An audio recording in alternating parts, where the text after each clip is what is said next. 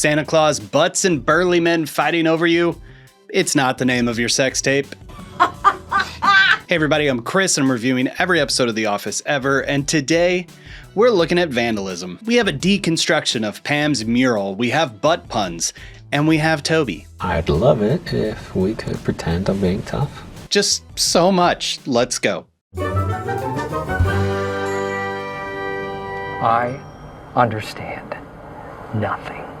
Dear YouTube bot, scanning this script to apply a score to the advertiser friendliness of this video, while the words vandalism, discussions of vandalism, and butts will be used throughout this video. This creator and this video does not endorse vandalism or butts. Butts are funny. Vandalism, the episode kicks off with the Aaron, that sneaky sneak cold opening. Nobody knows it yet, but Daryl already started working in Philly. Daryl, meet Bear. Oh. Really, this is just setting up the idea that Daryl is in a transition period, phasing out of the office, which maybe, if you're not from the US, then you think that this is like how this is done in the US. This is not how it's done in the US. We already talked about this in the 2-week episode. Michael gave us 2 weeks notice. There is a very big difference between Michael trying and Michael not trying. You tend to just put in your 2 weeks notice and then you move on from there. So this is just a thing for the sake of the bit. Writers got it right, I guess. Count 1. By the way though, Ellie is putting in the work here. Like, my crush for Ellie Kemper aside, this is almost every bit as endearing and quick-paced comedy as a Michael-centric cold opening ever was. Yeah, Daryl's here. So is Santa Claus. It's just a regular Thursday. Neither guy is here, and it's Friday. Obviously, it's missing that Carell X factor. The X factor. But you know, Kemper crush aside, this is good. In from the opening credits, we're pretty quickly introduced to our 3 plot lines, which has become the standard for a season 9 episode of The Office. Junior salesman excluded. But I guess that more happened in the editing bay. A first and main plot line for Vandalism involves Pam prepping to paint more of her mural, only to find out that it has been butted. Which, while I will praise the comedy of the cold opening of this episode, the choice to make the butts as the object of the vandalism, and again, this is not an endorsement, is an odd choice by the writers, and I hope to explore this topic as we proceed. This act is so egregious to Pam, she can't simply let it go. She rallies the troop, of which only Detective Dwight and a very bored Nellie are interested in participating in. Our secondary plotline is introduced between all of the chaos of the butt vandalism, with Angela announcing, "It's Philip's first birthday, and the senator and I are hosting a party at our house." only to have Oscar say, Robert invited me to. What? and I know last week I said that I was shocked that Angela and the senator's marriage fallout was never really addressed by the show. Simon, Maxine, who let you guys in here? But maybe that was intentional to add some gravitas to this episode when we find out that Angela is still playing house, which I think says more about her and her motives as a character than anything else. Oscar, though, getting invited to this party is maybe a cut too deep for me in an episode of 1,000 cuts, of which one is distinctly worse than anything else we've seen to date. So that, along with the butts, we're really seeing the signs here that the writers are scraping the bottom of the unbelievable barrel. Of course, these people are all exaggerated versions of real humans. This is fiction, but this is not the same world as the early seasons of The Office. All of this gives so much more credence to that radon poisoning theory I talked about a couple years ago in one of those theory videos. We have radon coming from below. These are silent killers. You are the silent killer. Go back to the annex. You'll see. Since her husband +1 Oscar, not a sex thing, Angela decides to +1 Dwight, not a sex thing, who has no interest in being used by Angela because he's busy doing a butt investigation, not a sex thing. So she brings Kevin along to make sure he doesn't steal money. Am I reading that right? I'll just stay here then, alone with the money. Oh, crap. Meanwhile, in Philly, Jim and Daryl get to a temporary place together, and we get a odd couple thing developing. Odd Couple is an American sitcom from the 70s with two men who are recently separated from their wives and they get a place together. One is, like pretty uptight, neat freak, and the other is a slob. Again, it shouldn't be lost on us. I'm going to keep taking these detours that they're doing an odd couple thing here. Again, implying that the danger is that Jim is going to separate from Pam. Now, just taking a look at the parts. Daryl playing the part of the neat freak, that kind of makes sense because he's a warehouse manager after all, meaning to do that job naturally and effectively implies like an organized personality. But I don't think there's anything in Jim's character in the 9 seasons we've seen so far to suggest that he's a slob.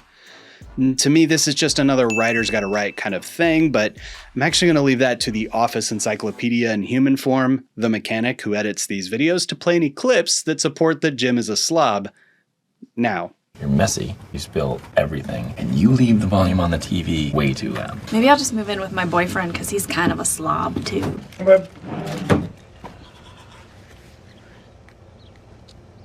Friction inevitably occurs between the odd couple, Jim and Daryl, or DAM for short, is set up against the backdrop of them being awesome at their job. So they're great at work, not great at home. Back in Scranton, the Scooby Squad is trying to get to the bottom of their butt mystery, but their efforts are buttressed by a unilateral blue-collar support for one another. I'm not drawing a butt. Until the Scooby Squad finds the weakest of the bunch. Your mother is dying.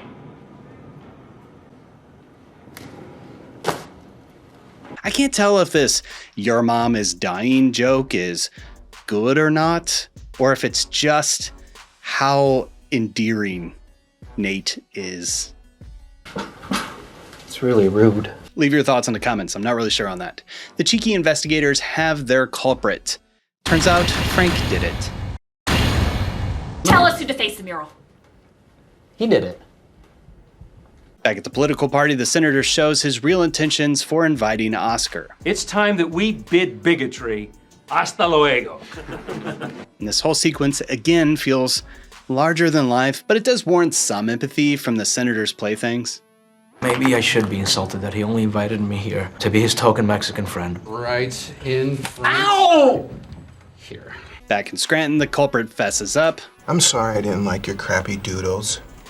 I drew a butt. And Toby demonstrates his ineffectual nature.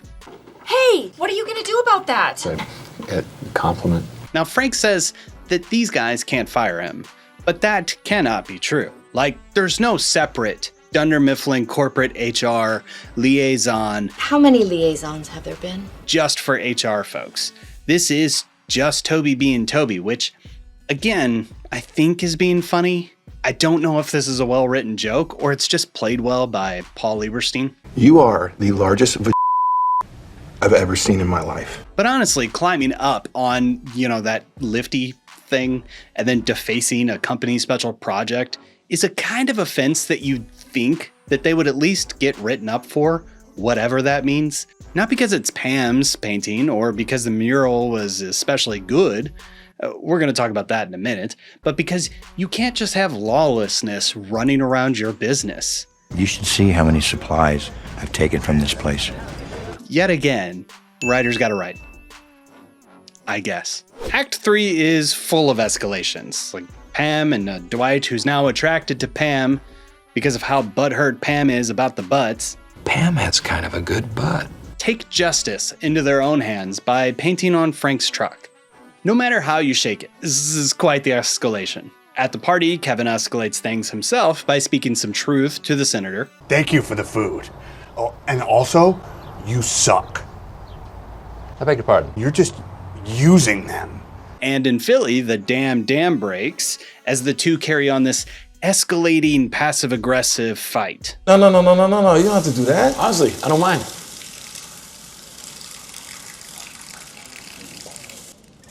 I swear, this entire plotline is just foreshadowing. All 3 of these stories resolve in kind, with Frank, who's pretty upset about his $40,000 truck getting painted on, understandably so, goes to beat up Pam. Not understandably so, which, if you're following the trajectory of escalations, going to beat up a woman is, Frank's next escalatory step. But right before this, full-grown man who thinks it's funny to spray paint butts on someone else's work, quality or not, talking about that soon, that guy shockingly can't regulate his emotions to not beat up a woman half his size while being filmed. Gotta have brains, gotta think. Gotta use your monkey brain. Monkey brains. As Frank fiercely faces Pam, Boom Mike Bryan bumps Frank's face, forcing the foe on his butt, protecting Pam and procuring a pink slip all in one fell boom. But maybe also, I think he hopes the bumps, the bruises, and the busted lip procure a ticket to Pam Pound Town. Alliterations aside, which, sorry, this is, I don't know, I'm in such a pun mood. This does seem to be Brian's final plea to gesture to Pam how he, feels about her, I guess, which I don't think she's picking up on. You just call me, and I'll be there for you. Thanks, Brian. We have a lot to talk about here, but we're gonna wait till the ratings to get to that. Brian tells Pam that he's here for her no matter what, and we get to see what's behind these doors by Meredith's desk this whole time. Warm. Okay, go to the back door. Another option.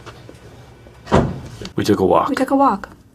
This episode closes out with Jim saying, This whole Philly thing has been so much fun. I lost sight of what really matters. Having fun is not nearly as important as being good to the people who you really care about. And with that, the dam is now reunited, with Jim sacrificing a little bit of his lifestyle to get Daryl to meet him halfway. But let's see if we can get to the butt of the matter in the deeper meaning.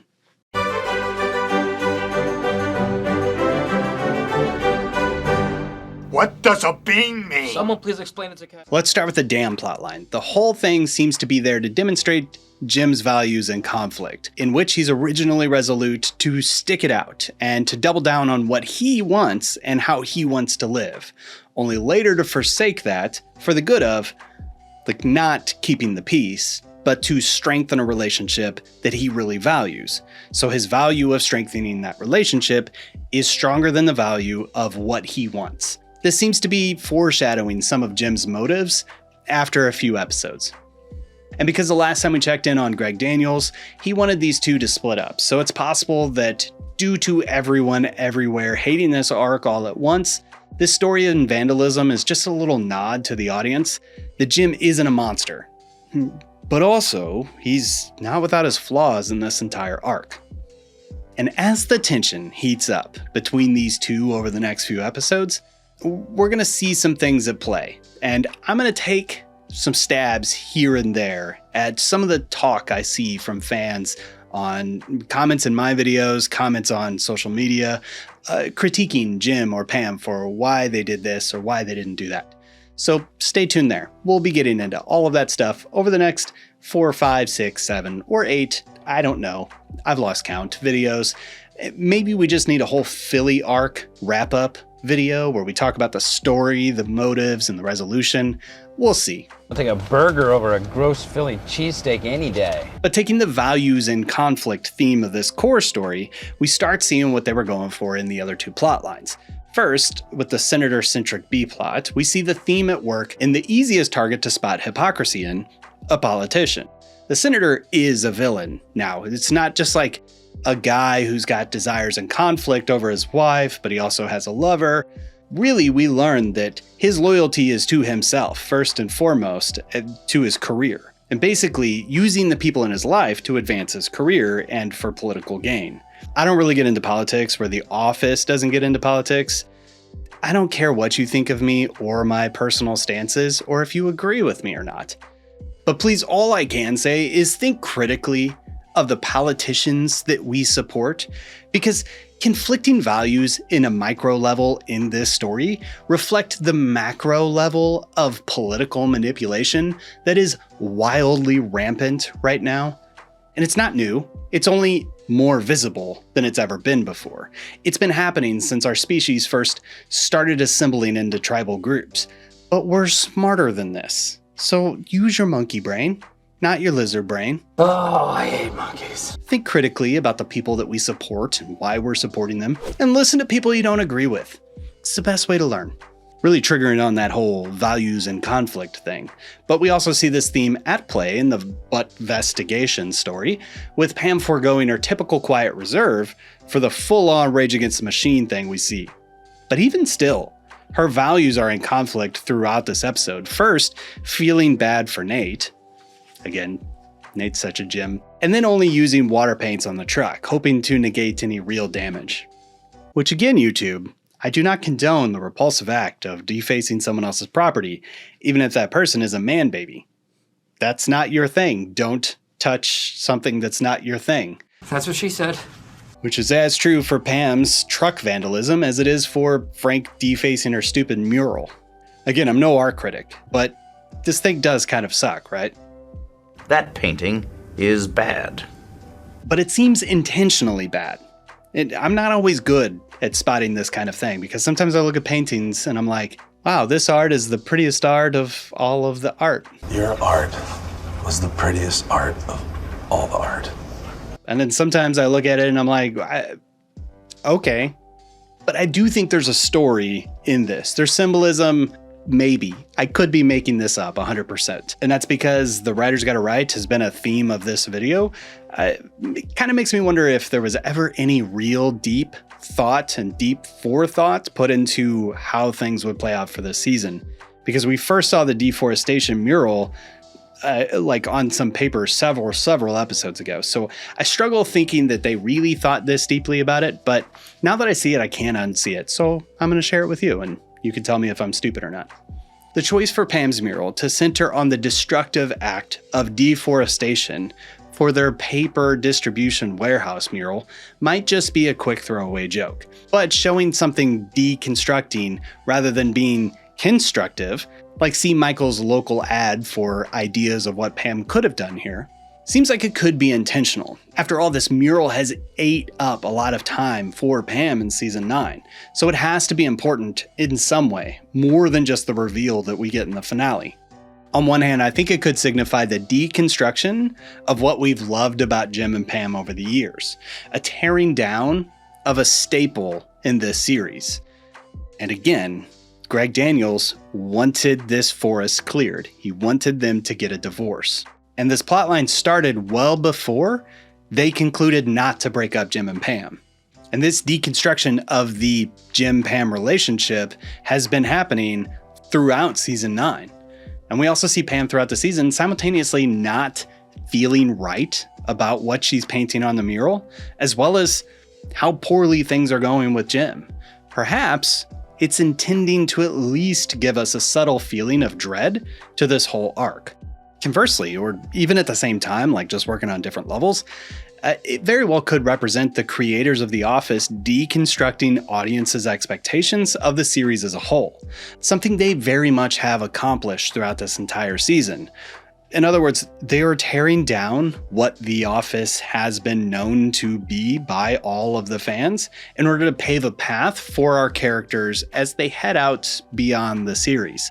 And for characters to grow, most of the time they do have to be deconstructed in some way. Frank then may actually then represent a knuckle dragger subset of The Office's fandom who don't want the complexity of the Jim Pam Philly arc, or maybe they even entirely miss the point of season 9 altogether, and instead they just want more dumb slapstick comedy.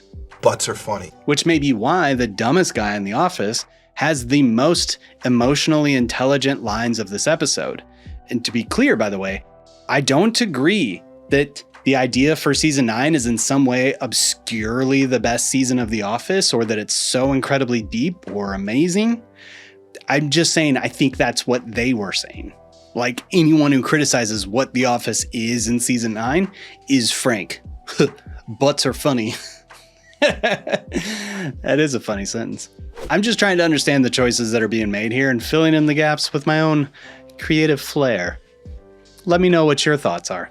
Either way, this episode does reflect a very realistic occurrence in which often an inciting event has to occur for people to feel comfortable to realize that their values are in conflict, either with their current situation, or in conflict with the people they've surrounded themselves with, or in conflict with their own behavior. Pam's value investigation inciting moment is the butts on the wall. And then again, after all of this fallout happens. Jim's apparently, for some reason, happens off screen, but decides to change up his thought process to value his friendship over this picturesque version of his life. Angela and Oscar, who have all of the reasons to never talk to each other ever again, end up forging an uneasy alliance with each other due to a common enemy. Values in conflict. Bet you didn't think that Pam's mural of destructive deforestation would actually have anything to do with the deeper meaning of the Vandalism episode. Maybe you did. It shocked me. Let's rate this thing. This is the worst. The cold opening is good. I found it lively, whimsical, energetic, fun, and light and airy. Kipper did well, and it made me want to go watch that Unbreakable Kimmy Schmidt show, which I have not actually watched. If you think I would like that, leave a comment. The episode, story-wise, like most of Season 9, it's written well. Like, the interwoven themes in the disjointed storytelling, it works fine, and we actually do get a little bit more overlap in these stories than we do in other episodes. Well, I got you on the phone. Your husband's like a sloppy, homeless hobo. Can you fix that? Yeah, I was kind of hoping you could. I gotta go, bye. But there's just too many. Wait, does that actually make sense? Moments in Vandalism to be considered good storytelling. And Jim, unless Mechanic really owned me earlier, is not a slob. Since I have no incentive to sell, I've cleaned my car, organized my desk, and taken a multivitamin. Toby and Val should have just taken care of this Frank thing. There's no way Angela would allow her husband to have her husband's ex or current lover, I can't tell anymore, to attend this party. And Daryl nor Dunder Mifflin have any real incentive to allow Daryl to be double dipping like he is. Though that last one might be covered by the fact that Andy's not around anymore to oversee these things. But these detours of realism weren't necessary for the storytelling. They were only necessary for the bit. And as such, you're asking your audiences a lot to maintain the suspension of disbelief again and again, just for a quick joke, for something that just feels empty. Daryl could have just been written to have worked out the same agreement as Wallace gave Jim. I'm going to have to pay you only for the days that you actually work. Oscar could have just showed up at the party to talk to the senator, and then it became awkward. They could have just skipped this whole Toby bit. The first story sounded sincere. There are 2 or 3 sorries in there. So it's a lot. And then also just reinforce that Val had Frank's back without forcing the audience to jump that gap for them. But the biggest detour of maybe all of The Office of all time is this moment. Someone needs to shut you up! Hey! Whoa! Easy! Son of a bitch! Just for funsies, quick montage of all the times the camera crew should have stepped in to stop something terrible from happening. Whoa! What are you... Hey! Yeah! Hey! Oh! Come on! Ah! I spent 6 hours carefully removing the frosting and then layering in a variety of drugs, some legal, some not. Right! I am Oscar Martinez. What is he doing? Oh, it's stinging him. No.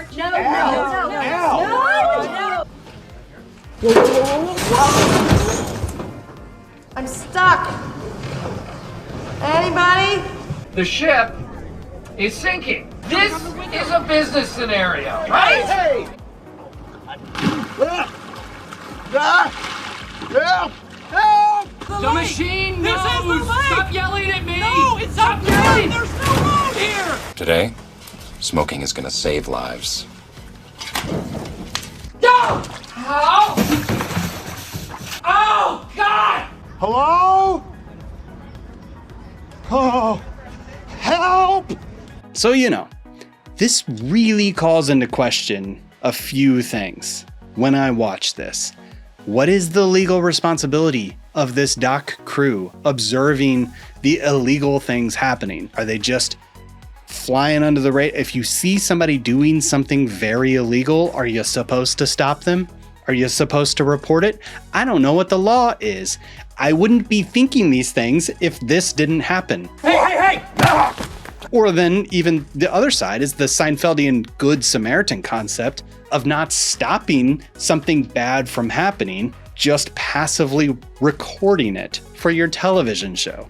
Then to fire someone who does stop a woman from getting brutally attacked, but not firing them for breaking the fourth wall, of it, like the pinnacle of the Jim Pam drama, a few episodes. That he didn't get fired for, but for stopping someone from attacking a human being, he gets fired for. That's weird. This is weird. What was he supposed to do? Record the audio of Frank beating the shit out of Pam? It's stupid. This is stupid. And if we haven't jumped the shark by season 9, episode 14, this is it. This is the off-ramp to what the hell are we even doing here? This is the off-ramp that my brain just cannot come back from. The amount of questions I ask myself when I see this is too much. It's too staggering. The only thing that's redemptive is that it happens in the final seconds of the episode. Also, beyond the first choreographed strike, this fight's pretty cringe, man. Along with, and I try not to throw too much shade at these actors, but Fisher's shock thing at seeing the butt for the first time. Oh my God! Well, you've got to be kidding me. Are those butts? As with much of season 9, I have thoroughly enjoyed breaking down what I think they're doing episode by episode and some of the realistic human things that we get in all of this. But I don't enjoy watching these episodes. I hate this episode, and it gets a 1 out of 5 from me. Not even Nate can save this one from the pits of Frank's butt. But You said butt. You tricked me. that's what I think of Vandalism. Hate it, very much so. Leave your thoughts in the comments. I want to hear what you have to say. Like, subscribe, and support the channel like this growing list of folks, which include our Dundee's hosts, Amber Piercy, Anna, Dark Lasagna, and our Inner Circle members, Avery, Heidi and Leuna, Valerie, who somehow I've been missing for the last several weeks, Jackie Estes, Mooch, and Yesher. And to the rest of these fine folks, thank you so much for supporting the channel. If your name is missing from this, it's possibly because I'm an idiot and I missed it, or because you haven't signed up yet, so links are in the description. Join me next week as we watch Couples Discount. Rink-a-dink-dink-dink-doo. Hi, Dwight. We're gonna see how it goes. Thanks for watching, and we'll see you next time.